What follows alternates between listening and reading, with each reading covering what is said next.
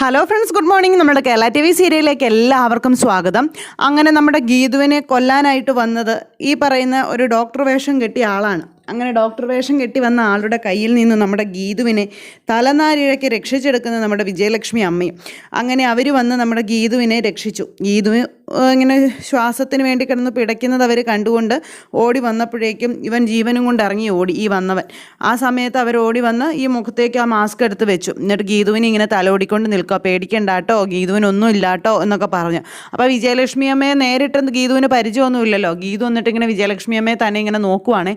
അങ്ങനെ നോക്കിക്കൊണ്ട് ഇങ്ങനെ നിൽക്കുമ്പോൾ അവർ സ്നേഹത്തോടെ തലോടുന്നു. എന്നിട്ട് ഓരോ കാര്യങ്ങളൊക്കെ ഇങ്ങനെ പറയുന്നു. അപ്പോൾ നമ്മൾ തമ്മിൽ പരിചയമൊന്നുമില്ല, മോളി ഒരു അവസ്ഥയിൽ നിന്നൊക്കെ റിക്കവർ ചെയ്ത് വന്നു കഴിയുമ്പോൾ ഞാൻ ആരാണെന്നും ഒക്കെ നമുക്ക് പരിചയപ്പെടാം, അതിനുശേഷം നമുക്ക് പരസ്പരം സംസാരിക്കാമെന്നൊക്കെ ഇങ്ങനെ പറയണു. അപ്പോഴും ഇത് ആരാണെന്നോ എന്താണെന്നോ ഒന്നും നമ്മുടെ ഗീതുവിന് അറിയില്ല. ഗീതു ഇങ്ങനെ ആ ഒരു അന്താളിപ്പിൽ തന്നെ ഇങ്ങനെ കിടക്കുക. കാരണം മരണത്തിൽ നിന്നാണ് ഗീതുവിനെ ശരിക്കും പറഞ്ഞാൽ ദേവതയെപ്പോലെ ഒരാൾ വന്ന് എടുത്തത്. അങ്ങനെ രക്ഷിച്ചവരോട് ഗീതുവിന് എന്തായാലും ഒരു സ്നേഹവും കടപ്പാടൊക്കെ ഉണ്ടാകും, അതിന് യാതൊരു സംശയവുമില്ല. അങ്ങനെ ഗീതുവിനെ തലോടിക്കൊണ്ടിരിക്കുന്ന നമ്മുടെ വിജയലക്ഷ്മിയെ കണ്ടുകൊണ്ടാണ് അങ്ങോട്ടേക്ക് ഗോവിന്ദൻ വരുന്നത്. ഗോവിന്ദൻ വന്നപ്പോൾ ഈ ഒരു കാഴ്ച കണ്ടല്ലോ. ഈ കാഴ്ച കണ്ടതും ഗോവിന്ദന് ഭയങ്കരമായിട്ട് അങ്ങ് ദേഷ്യം വന്നു. ഗോവിന്ദൻ ഇങ്ങനെ ദേഷ്യപ്പെട്ട് ഇങ്ങനെ നിൽക്കുക. അപ്പോൾ ഗോവിന്ദൻ വന്നത് വിജയലക്ഷ്മി കാണുകയും ചെയ്തു. അവരാണെങ്കിൽ ഒരു കൂസലും ഇല്ലാതെ ഇതൊന്നും തന്നെ ബാധിച്ചിട്ടില്ല. താൻ ചെയ്തത് വളരെ സൽക്കർമ്മമാണെന്നുള്ള രീതിയിൽ തന്നെ ആ അമ്മ ഇങ്ങനെ നിൽക്കുന്നു. ഗോവിന്ദൻ ഇവരെ കണ്ടപ്പോഴേക്കും തുള്ളിച്ചാടി, നിങ്ങളെന്തിനാ ഇവിടെ വന്നതെന്നും ചോദിച്ചു തുള്ളിച്ചാടി അങ്ങനെ നിൽക്കുമ്പോഴേക്കും ഞാനിപ്പോൾ ഇവിടെ വന്നില്ലായിരുന്നെങ്കിൽ കാണായിരുന്നു എന്നും പറഞ്ഞുകൊണ്ട് വിജയലക്ഷ്മി അന്നേരം പറയുക, നിങ്ങളെ ഞാൻ എത്രത്തോളം അകറ്റാൻ നോക്കിയാലും നിങ്ങൾ എൻ്റെ കൺമുന്നിൽ തന്നെ വന്നിങ്ങനെ കിടക്കുന്നത് എന്തിനു വേണ്ടിയിട്ടാണെന്നൊക്കെ ചോദിച്ചുകൊണ്ട് ദേഷ്യപ്പെട്ടിട്ട് ഗോവിന്ദൻ അങ്ങ് ഇറങ്ങിപ്പോയി. അപ്പോൾ ഇവർ തമ്മിലുള്ള വഴക്കും കാര്യങ്ങളൊക്കെ കണ്ടു കഴിഞ്ഞപ്പോഴും ഗീതു ഇങ്ങനെ നോക്കുക, ഇതെന്താ സംഭവം, ഇവരെന്തിനാ വഴക്കുണ്ടാക്കുന്നത്, ഇങ്ങനെയൊക്കെ മനസ്സിൽ ചിന്തിച്ചുകൊണ്ട് ഇങ്ങനെ കിടക്കണം. ആ സമയത്ത് ഗോവിന്ദൻ ഗീതുവിനോട് അവരെപ്പോഴാണ് വന്നത്, അവരെന്തിനാണ് വന്നത്, അങ്ങനെ ഇങ്ങനെയാന്നൊക്കെ ഇങ്ങനെ ചോദിച്ചു. ഗീതുവിന് എന്തെങ്കിലും പറയാൻ പറ്റുമോ? ഗീതു ഇങ്ങനെ ഒന്നും മിണ്ടാതെ ഇങ്ങനെ കണ്ണും തുറച്ച് പിടിച്ച് നോക്കിക്കൊണ്ട് ഇങ്ങനെ കിടക്കുവാണ്. അങ്ങനെ നമ്മുടെ ഗീതു ആ ഒരു അവസ്ഥയെ മനസ്സിലാക്കുന്നു. ചിലപ്പോൾ ഇനി ഇതാണോ വിജയലക്ഷ്മി എന്നൊക്കെ ചിന്തിക്കുന്നുണ്ടേ. അങ്ങനെയൊക്കെ ആ ഒരു ചിന്തയുമൊക്കെ ആയിട്ട് നമ്മുടെ ഗീതു ഇങ്ങനെ അവിടെ കിടക്കുവാണ്. ഈ സമയത്ത് നമ്മുടെ ഗോവിന്ദൻ പുറത്തേക്ക് ഇറങ്ങി ചെന്നിട്ട് ആ മേഡത്തിനോട് പറഞ്ഞു, അവിടെ ഒന്ന് നിൽക്കാൻ പറഞ്ഞു. അപ്പോഴേക്കും അമ്മ ഇങ്ങനെ നിന്നു. ആരോട് ചോദിച്ചിട്ടാണ് നിങ്ങൾ ഇങ്ങോട്ടേക്ക് വന്നത്, എന്തിനു വേണ്ടിയിട്ടാണ് എൻ്റെ ജീവിതത്തിൽ ഇങ്ങനെ ഒരു കരിനിഴലായി നിങ്ങളിങ്ങനെ നടക്കുന്നതെന്നൊക്കെ ചോദിച്ചപ്പം, ഞാൻ നിൻ്റെ ജീവിതത്തിൽ കരിനിഴലോ, ആര് പറഞ്ഞു ഞാൻ നിൻ്റെ ജീവിതത്തിൽ കരിനിഴലാണെന്ന്, നിൻ്റെ രണ്ടാനമ്മയായിരിക്കും പറഞ്ഞു തന്നതല്ലേ എന്ന് ഈ അമ്മ ഇങ്ങനെ ചോദിച്ചു. എൻ്റെ അമ്മയെക്കുറിച്ച് വല്ലതും പറഞ്ഞാലുണ്ടല്ലോ എന്നൊക്കെ പറഞ്ഞുകൊണ്ട് നമ്മുടെ ഗോവിന്ദൻ അന്നേരത്തേക്ക് ഈ അമ്മയോട് പറഞ്ഞു. ഇത് കേട്ടപ്പം, നിൻ്റെ രണ്ടാനമ്മയെക്കുറിച്ച് നീ എന്നെ കൊണ്ടൊന്നും പറയിക്കരുത് എന്നും പറഞ്ഞുകൊണ്ട് ഇങ്ങനെ അമ്മ ദേഷ്യപ്പെടുക. അപ്പോഴേക്കും ഗോവിന്ദനും ആ അമ്മയോട് ദേഷ്യപ്പെടുന്നു. ഞാനിപ്പോൾ വന്നില്ലായിരുന്നെങ്കിൽ കാണാമായിരുന്നു ഗീതുവിൻ്റെ അവസ്ഥ, മരിച്ചു കിടക്കുന്ന ഗീതുവിനെ നിനക്ക് കാണേണ്ടി വന്നേനെ എന്നുള്ള കാര്യമൊക്കെ പറഞ്ഞപ്പോൾ നിങ്ങൾ പറയുന്നതൊന്നും താൻ വിശ്വസിക്കില്ലെന്നും തനിക്കതിൻ്റെ ആവശ്യമില്ലെന്നാണ് ഗോവിന്ദന് അവരോട് പറഞ്ഞത്. നീ വിശ്വസിക്കുകയോ വിശ്വസിക്കാതിരിക്കുകയോ അതൊന്നും എന്നെ ബാധിക്കുന്ന പ്രശ്നമല്ലെന്നും സംഭവിച്ച കാര്യങ്ങളാണ് ഞാൻ പറഞ്ഞതെന്നും, ഞാൻ വന്നപ്പോൾ ഒരാൾ ഗീതുവിൻ്റെ മാസ്ക് എടുത്ത് മാറ്റി ഗീതുവിനെ കൊല്ലാൻ ശ്രമിച്ചുകൊണ്ടിരിക്കുകയായിരുന്നു, നീ ഇങ്ങനെ ഓടിക്കതച്ച് നടന്നോ, ഗീതുവിൻ്റെ കാര്യങ്ങളൊന്നും നോക്കണ്ടെന്നും പറഞ്ഞുകൊണ്ട് അങ്ങനെ ആ അമ്മ ദേഷ്യപ്പെടുക ഗോവിന്ദനോട്.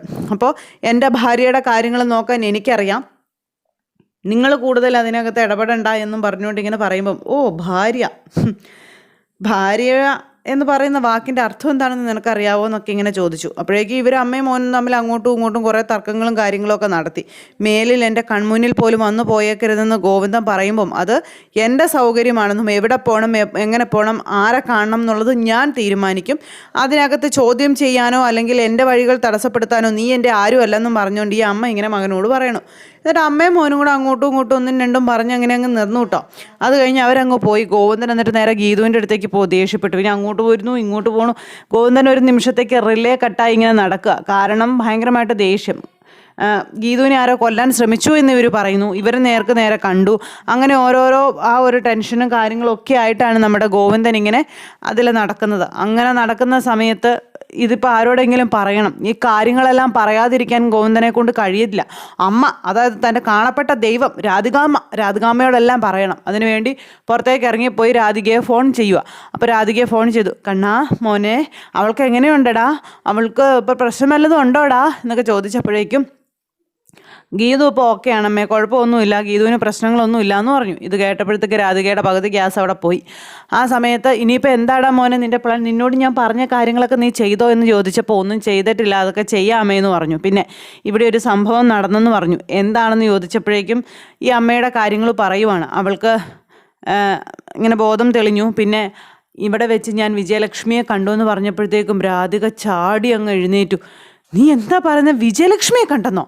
അതെ, ആ പുള്ളിക്കാരിയാണ് വന്ന് ഗീതുവിനെ രക്ഷിച്ചതെന്നുള്ള കാര്യങ്ങളും അതുപോലെ തന്നെ ഗീതുവിൻ്റെ കാര്യങ്ങളെല്ലാം അവരാണ് നോക്കിയതെന്നൊക്കെയുള്ള കാര്യങ്ങളൊക്കെ ഇങ്ങനെ പറഞ്ഞു. ഇതൊക്കെ കണ്ടും കേട്ടും നീ അവിടെ നിൽക്കുകയാണോ മോനെ കണ്ണാ? ഇത് അവളുമാർ തമ്മിലുള്ള ഗൂഢാലോചനയാ, നിന്നെ ചതിക്കാൻ വേണ്ടിയുള്ള കള്ളക്കളികളാ. ദേ, നീ അതിന് നിന്ന് കൊടുക്കരുത്, നീ നിൻ്റെ ജീവിതം തകർക്കരുത്. വിജയലക്ഷ്മി നിൻ്റെ ജീവിതത്തിൽ കാലുകുത്തിയാൽ നിൻ്റെ ജീവിതം തീരും, അതിന് യാതൊരു സംശയവും ഇല്ല എന്നും പറഞ്ഞുകൊണ്ട് ഇങ്ങനെ ഭയങ്കരമായിട്ട് മകനെ മോട്ടിവേറ്റ് ചെയ്ത് കൊടുക്കുന്നു. ഇതൊക്കെ കേൾക്കുമ്പോൾ മകനും അതിനേക്കാളും വലിയ ആത്മാർത്ഥതയുള്ള അമ്മയായിട്ട് ഇങ്ങനെ വിചാരിക്കുക. എന്നിട്ട് ഇനി ഒരു നിമിഷം പോലും നീ വൈകരുത്, ആ ഡിവോഴ്സ് പേപ്പറിൽ ഒപ്പിട്ട് അത് കൈപ്പറ്റി നീ എത്രയും പെട്ടെന്ന് നാട്ടിലെത്തണം. ഇനി അവളോടൊപ്പം നിൽക്കുന്ന ഓരോ നിമിഷവും നിനക്ക് അപകടകരമായ ദിവസങ്ങളാണ്, നിമിഷങ്ങളാണ്, നീ മറന്നു പോകരുത്. ഈ അമ്മയാ പറയുന്നത്. എൻ്റെ കണ്ണനൊരു പോറൽ പോലും പറ്റാൻ ഈ അമ്മ സമ്മതിക്കില്ല, നീ വരണം, നീ വന്നേ പറ്റൂ എന്നും പറഞ്ഞുകൊണ്ട് അങ്ങനെ വിജയലക്ഷ്മി നിൻ്റെ ജീവിതത്തിൽ എന്നും കരുനിഴലാണ്. നിൻ്റെ ജീവൻ എടുക്കുന്ന പ്രവർത്തികളെ അവൾ ഇനിയും ചെയ്യുകയുള്ളൂ. ഗീതുവിനെ അവളുടെ ഭാഗം ചേർത്ത് നിൻ്റെ ശത്രുപക്ഷത്ത് അവൾ നിർത്തും.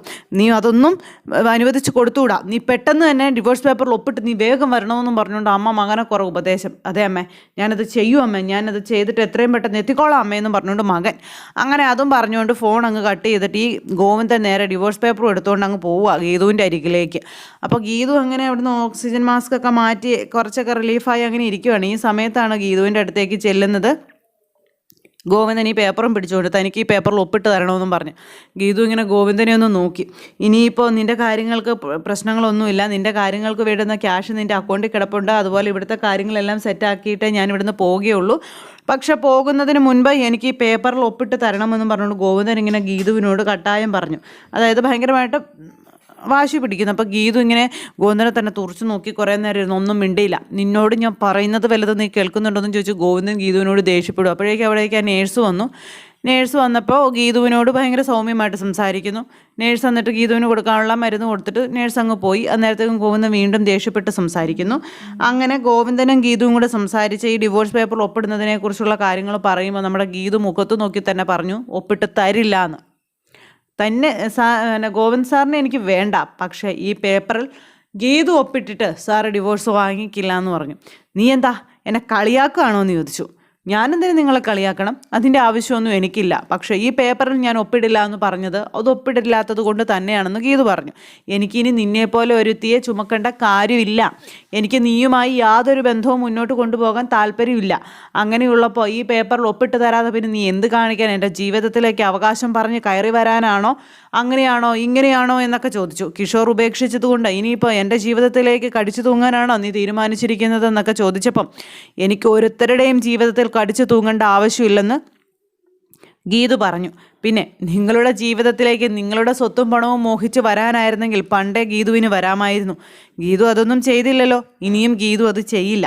നിങ്ങളുടെ ഒരു തരി സ്വത്ത് പോലും എനിക്ക് വേണ്ടാന്ന് പറഞ്ഞു. പക്ഷെ ഞാൻ ഒപ്പിട്ട് തരില്ലെന്ന് പറഞ്ഞു. എന്തുകൊണ്ട് നീ ഒപ്പിട്ട് തരില്ലെന്ന് ചോദിച്ചു ഗോവിന്ദൻ ദേഷ്യപ്പെട്ടപ്പം. എന്നോടിപ്പോൾ അതിനെപ്പറ്റി ചോദിക്കണ്ട, ഞാൻ ഒപ്പിട്ട് തരില്ല എന്ന് ഗീതു പറയപ്പോഴത്തേക്കും ഗീതുവിന് ശ്വാസം എടുക്കാനായിട്ടുള്ള ഒരു ചുമയും കാര്യങ്ങളൊക്കെ വന്നു. അപ്പോഴേക്കും പിന്നെ നേഴ്സ് വന്നിട്ട് പറഞ്ഞു, സാർ ഇനി ഒത്തിരി സംസാരിപ്പിക്കണ്ട എന്നും പറഞ്ഞ് ഗോവിന്ദനെ അങ്ങ് പറഞ്ഞും വിട്ടു. പിന്നെ ഗോവിന്ദന് ഒപ്പും ഇട്ട് കിട്ടിയില്ല, ഒന്നും ഇട്ട് കിട്ടിയില്ല. അപ്പോഴേക്കും ഗോവിന്ദൻ എന്നിട്ട് വിജയലക്ഷ്മിയുടെ കാര്യമൊക്കെ പറഞ്ഞു. നീയും ആ പുള്ളിക്കാരിയും കൂടെ ഗൂഢാലോചന നടത്തി എന്നെ ചതിക്കാൻ വേണ്ടിയിട്ടല്ലേ എന്നൊക്കെ ഇങ്ങനെ ചോദിച്ചു. ഇത് കേട്ടപ്പോഴത്തേക്കും ഗീതു ഇങ്ങനെ നോക്കുക, ഞാൻ ആരോട് ഗൂഢാലോചന നടത്താൻ, എന്ത് ഗൂഢാലോചന നടത്താൻ? അപ്പോൾ നിങ്ങളുടെ രണ്ടാനമ്മ പറയുന്ന കാര്യങ്ങൾ കേട്ട് എൻ്റെ അടുത്ത് വരരുതെന്നും കൂടെ ഇത് പറഞ്ഞായിരുന്നു. ഇത് കഴിഞ്ഞു. പിന്നെ വിജയലക്ഷ്മിക്ക് ഇപ്പോൾ ഗോവിന്ദൻ്റെ മുന്നിൽ നിവർന്ന് നിൽക്കാം. അതുകൊണ്ട് തന്നെ അവരെപ്പോഴും തന്നെ വരുന്നു ഗീതുവിനെ കാണാനായിട്ട്. ഇവർ വരുന്തോറും ഗോവിന്ദന് ദേഷ്യം കൂടിയിരിക്കുക. എന്തായാലും വിജയലക്ഷ്മി വന്നു. വിജയലക്ഷ്മി വന്നതിന് ശേഷം ഗീതുവുമായിട്ട് നല്ല കമ്പനിയായി. അത് കഴിഞ്ഞപ്പോഴത്തേക്കും ഗീതുവും വിജയലക്ഷ്മിയും കൂടെ സംസാരിച്ച് തുടങ്ങിയപ്പോൾ ഗോവിന്ദൻ്റെ ജീവിതത്തിൽ സംഭവിച്ചതായ എല്ലാ രഹസ്യങ്ങളും ആ അമ്മ ഗീതുവിനോട് തുറന്നു പറയും. അതായത് രാധിക എന്ന് പറയുന്ന വടയക്ഷി ഗോവിന്ദൻ്റെ അമ്മയുടെയും ഗോവിന്ദൻ്റെ അച്ഛൻ്റെയും ജീവിതം തകർക്കാനും അദ്ദേഹത്തിൻ്റെ ജീവിതത്തിലേക്ക് കടക്കാനും വേണ്ടി കാട്ടിക്കൂട്ടിയ കൊള്ളരുതായ്മകളുടെ കഥയെല്ലാം ഈ വിജയലക്ഷ്മി എന്ന് പറയുന്ന അമ്മ നമ്മുടെ ഗീതുവിനോട് പറയുന്നു. ഇനി രാധിക എന്ന് പറയുന്ന വടയക്ഷിയെ തകർക്കാൻ അല്ലെങ്കിൽ തച്ചുടയ്ക്കാൻ ഗോവിന്ദൻ്റെ യഥാർത്ഥ അമ്മയും ഗീതുവും തമ്മിൽ കൈകോർക്കുകയാണ്. അങ്ങനെയുള്ളൊരു സൂപ്പർ ഹിറ്റ് വിശേഷങ്ങളായിട്ടാണ് നമ്മുടെ കഥ വരാനിരിക്കുന്നത്. എന്തായാലും ഗോവിന്ദൻ ഇപ്പോഴും രാധികയാണ് ലോകം കണ്ടതിൽ ഏറ്റവും നന്മ നിറഞ്ഞ സ്ത്രീ, നന്മ നിറഞ്ഞ അമ്മ എന്ന് വിശ്വസിച്ച് ജീവിക്കുമ്പോൾ അധികം താമസിക്കാതെ തന്നെ രാധിക എന്ന് പറയുന്ന ദുഷ്ടത്തിയുടെ യഥാർത്ഥ മുഖം നമ്മുടെ ഗീതുവും അതുപോലെ ഈ പറയുന്ന അമ്മയും കൂടി പുറത്ത് കൊണ്ടുവരും. അതിന് യാതൊരു മാറ്റവും ഇല്ല. ഗോവിന്ദൻ ഉപേക്ഷിച്ചാലും മറ്റാരുപേക്ഷിച്ചാലും ഗീതുവിനെ കൂട്ടിക്കൊണ്ടു പോകാൻ വിജയലക്ഷ്മി വരികയാണ്. അങ്ങനെയൊക്കെയുള്ളൊരു വിശേഷങ്ങളും അങ്ങനെയൊക്കെ പറഞ്ഞു തീരാൻ കഴിയാത്ത, വർണ്ണിക്കാൻ കഴിയാത്ത വാക്കുകളും പ്രവൃത്തികളും ഒക്കെ ആയിട്ടാണ് നമ്മുടെ ഗീതുവിൻ്റെയും ഗോവിന്ദിൻ്റെയും ജീവിതം മുന്നോട്ട് പോയിക്കൊണ്ടിരിക്കുന്നത്. അപ്പോൾ അത്തരത്തിലുള്ളൊരു സൂപ്പർ ഹിറ്റ് വിശേഷങ്ങളുമായി കാണാം. എല്ലാവർക്കും നല്ലൊരു ദിവസം ആശംസിക്കുകയാണ്. എല്ലാവരുടെയും സപ്പോർട്ടിനും സ്നേഹത്തിനും ഒത്തിരി ഒത്തിരി നന്ദി അറിയിക്കുന്നു. അടുത്ത സൂപ്പർ ഹിറ്റ് കഥയുമായി കാണുന്നത് വരെ എല്ലാവർക്കും നന്ദി. അതോടൊപ്പം നമ്മുടെ ചാനൽ ആദ്യമായിട്ട് കാണുന്നവരുണ്ടെങ്കിൽ ഒന്ന് സബ്സ്ക്രൈബ് ചെയ്യണം കേട്ടോ. തൊട്ടടുത്ത് കാണുന്ന ബെൽ ബട്ടൺ അമർത്തി കഴിഞ്ഞാൽ നമ്മുടെ വീഡിയോസ് എപ്പോഴും നിങ്ങൾക്ക് നോട്ടിഫിക്കേഷനായിട്ട് വരുന്നതായിരിക്കും. അപ്പോൾ എല്ലാവരുടെയും സപ്പോർട്ടിന് ഹൃദയം നിറഞ്ഞ നന്ദി അറിയിച്ചുകൊണ്ട് നിർത്തുന്നു. താങ്ക്